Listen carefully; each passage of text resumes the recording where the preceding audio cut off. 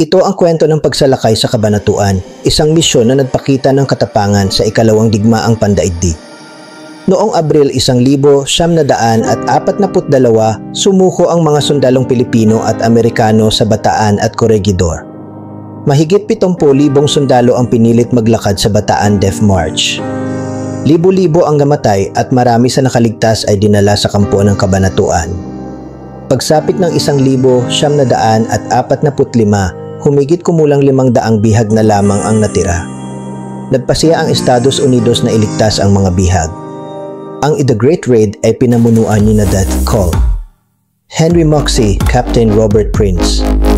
Sa gabi ng Enero 30, 1945, umatake ang mga ZA, Rangers at Guerrilla. Isang eroplano ang lumipad habang umatake ang mga Rangers at Guerrilla. Pinalaya ang 512 bihag, isang kamanghamanghang tagumpay.